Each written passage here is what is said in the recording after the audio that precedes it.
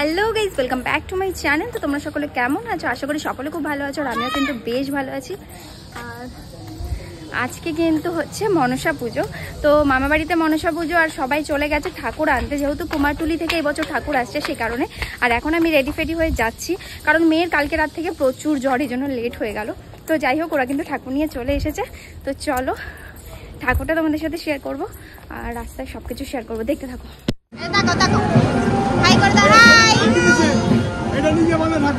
আমি এসেছি, বলে এসেছি, বলে এসেছি, বলে এসেছি, বলে দাও, বলে দাও, বলে এসেছি।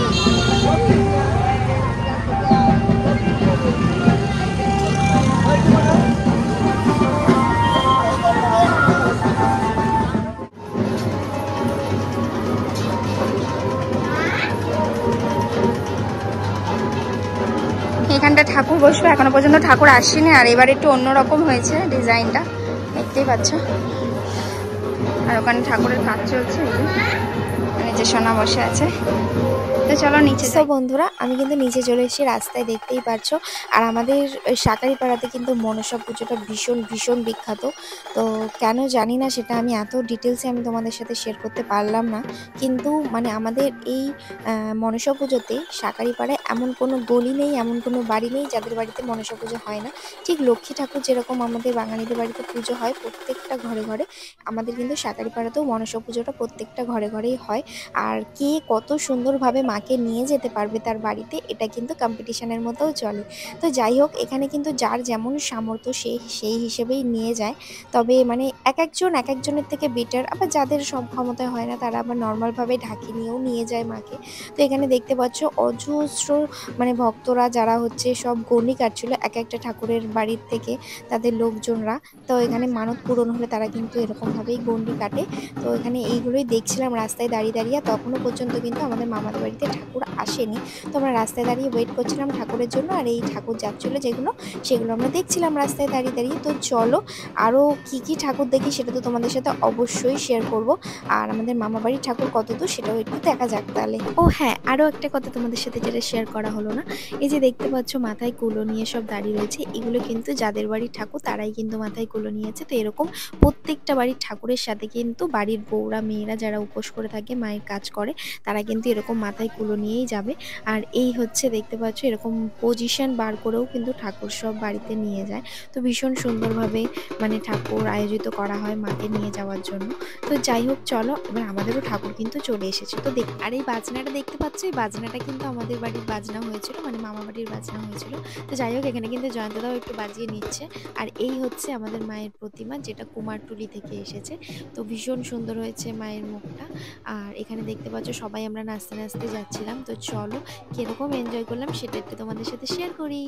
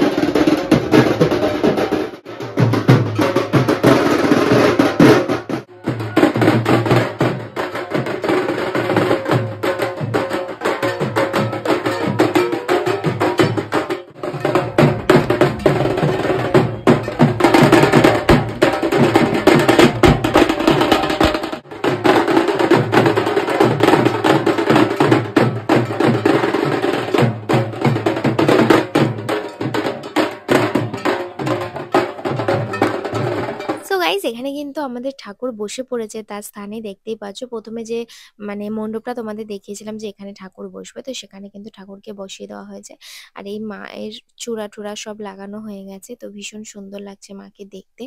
তো এবার সব আমরা একে একে বরণ করব, তো চলো দেখতে থাকো।